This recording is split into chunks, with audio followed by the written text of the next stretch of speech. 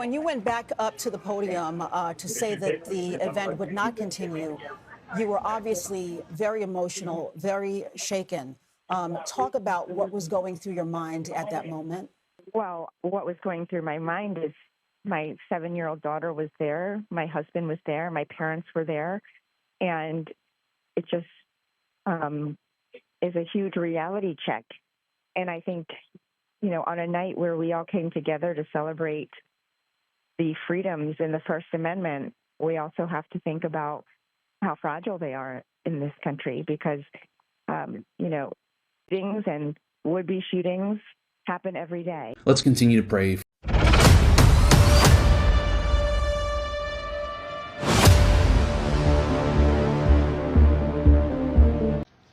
Another staged pew-pew just so that Orange Child could get the ballroom. I've been in this room on the air live twice now when somebody tried to kill the president. I mean, it's pretty obvious that's what this guy wanted to do, cause maximum damage with the president in the room.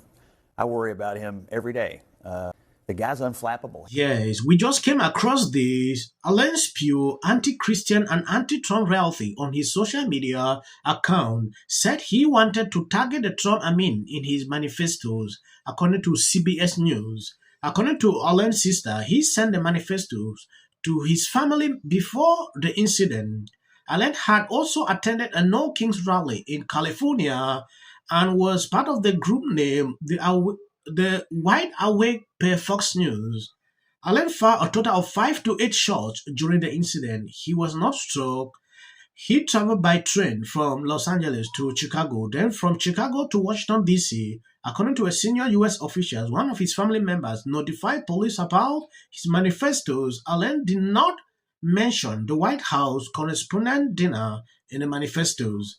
The writings were reportedly written on paper and found in his hotel room. This is exactly why this guy did this.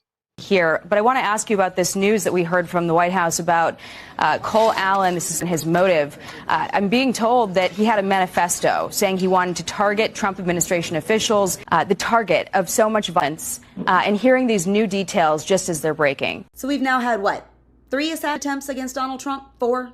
I don't know, it's getting hard to keep count. But now Democrats are coming out in droves to claim that the whole entire thing at the White House Correspondents' Dinner was staged and was a hoax to make Trump look good because people keep trying to... Just a false flag, nothing to see here. So you're telling me that of all the people that the Trump administration could have gotten to try to pull this thing off, they didn't go with a crazy homeless person. They didn't go with some mentally ill nutbag. They went with a 31-year-old black man and a teacher from California with a family to come all the way to Washington, D.C. to stage shooting at the White House Correspondents' Dinner. That's what you're going with. And somehow that sounds more plausible to you than the fact that leftists have actually been brainwashed into believing that Donald Trump is a fabricator and who is a threat to our democracy, who's going to take down the country, and someone needs to take him out before he does. What makes a lot more sense is that you have spent years telling people that Donald Trump is a threat to this country and that we would be better off with him dead. And now people are actually trying to pull that off. The truth is that this shows us once again that conservatives are not the violent ones. Leftists are. We have seen that over and over and over. This exposes one more time exactly who leftists are. And y'all don't like that. We have some news right now. We're getting more information about Kash Patel during last night's White House correspondent meeting, along with the reaction about how the right is now actively blaming the left and demanding the building of a ballroom almost in unison less than 24 hours after. It's a pretty stunning description from the New York Times. RFK Jr. and his wife came out and were ushered into the elevator. Then Janine Pirro emerged. The FBI Kash Patel came tearing across the hallway with 2 men in tow. His girlfriend was hiding in a room with another man who was holding her hand. Sometimes when I see this happening on social media, I usually shake my head. This is the 3rd time, in fact the 4th time we are seeing this within the space of 2 years.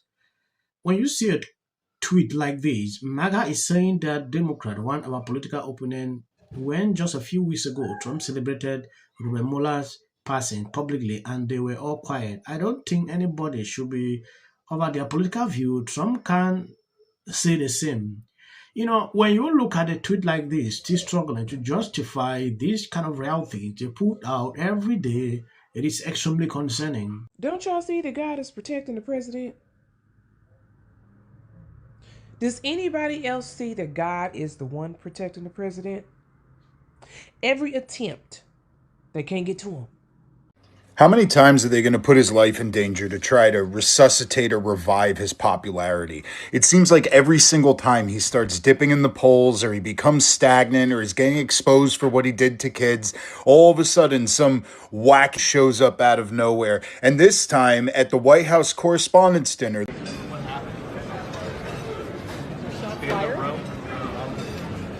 So we were there and we heard shots and everybody got under the tables. Nobody knew what was going on.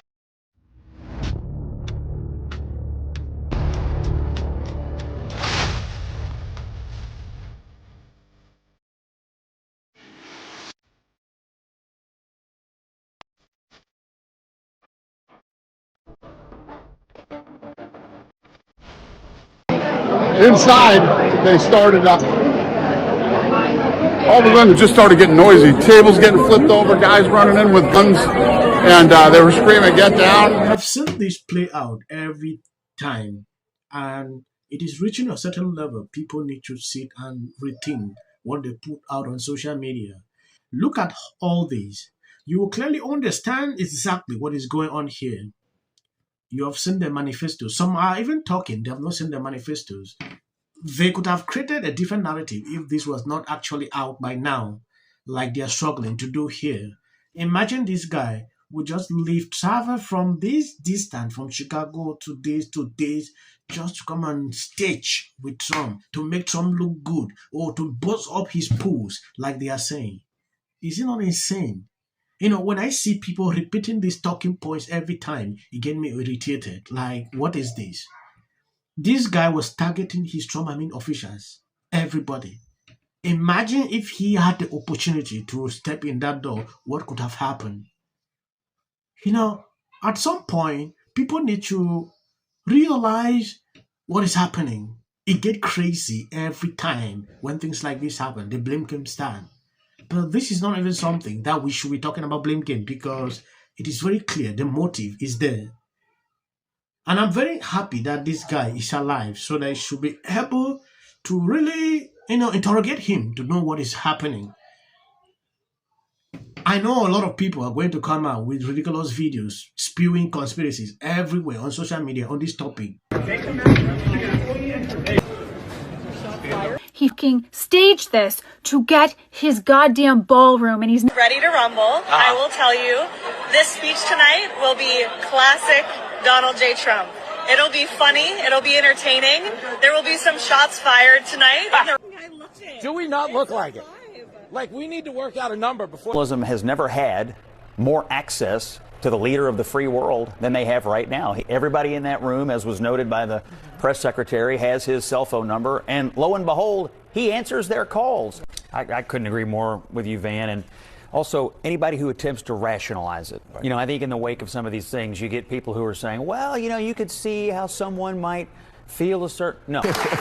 But, the president traditionally, this is why Trump, a lot of people say this is why he ran for president in the first place, because he was at the one where Obama just tore him a new asshole from the podium, and now he's going to get a chance. Security officers, some of them climbing over the chairs in order to get through this room.